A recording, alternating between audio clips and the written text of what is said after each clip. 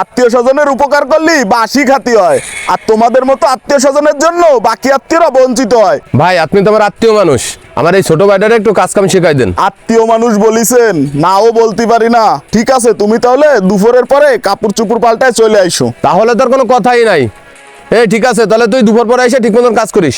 ভাই আসি। ঠিক আছে ভাই। ভাই আত্মীয় স্বজনরা যে কাজ দিচ্ছেন এতে তো সম্পর্ক নষ্ট হয়ে যায়, আর আপনার বড় ধরনের ক্ষতি হয়ে যেতে পারে। ক্ষতি তো হয়, তা তো আমি বুঝি। আত্মীয় মানুষ বলিছে, মুখের পরে নাও বলতে পারি না।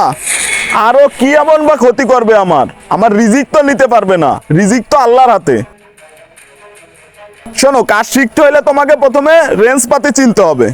এই মনে করো রেঞ্জ কোনটা, 12 নম্বর ডাল কোনটা, তারপর কোনটা দিয়ে কোন কাজ হয়, এইটা তোমাকে আগে শিখতে হবে। শোনো, এইভাবে ওয়াশ করবা, নাও করো। অল্প দিনে তো ভালোই কাজ শিখে গেছো। যাক, এতদিনে তোমার উপরে গ্যারেজটা ফেলায় রেখে কোথাও যাওয়া যাবে। এই তুমি 2-3 দিন কাজে আসো না কেন? তুমি তো আমাকে কিছু বললেও না যে তুমি 3-4 দিন কাজে আসবা না বা কোনো সমস্যা হয়েছে। কাজ কাম তো শিখেছিস, তা তো ভালোই শিখেছিস। 3-4 দিন ধরে একটা দোকান খুঁজছিলাম, যে ওর একটা দোকান দিয়ে দেবো। সেটা তো ভালো কথা, তা দোকান কি খুঁজে পাইছো? দোকান তো একটা পাইছি, অ্যাডভান্সও দিয়ে আইছি।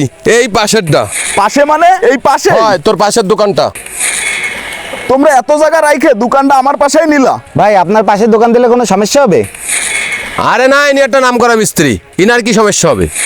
মানুষ ঠিকই কয়, আত্মীয় স্বজনের উপকার করলি বাসি খাতি হয়, আর তোমাদের মতো আত্মীয় স্বজনের জন্য বাকি আত্মীয়রা বঞ্চিত হয়। ঠিক আছে ভাই, যাও গে ব্যবসা করে খাও। আপনার কোনো আত্মীয় আপনার উপকার করলে কখনোই তার ক্ষতি করার চেষ্টা করবেন না। মনে রাখবেন, সামান্য কিছু অর্থের জন্য কখনো আত্মীয়র সম্পর্ক নষ্ট করবেন না। ভিডিওটি ভালো লাগলে লাইক কমেন্ট শেয়ার করে পাশে থাকবেন, আর আপনি নতুন হলে চ্যানেলটিকে অবশ্যই সাবস্ক্রাইব এবং ফলো করবেন। সকলকে ধন্যবাদ।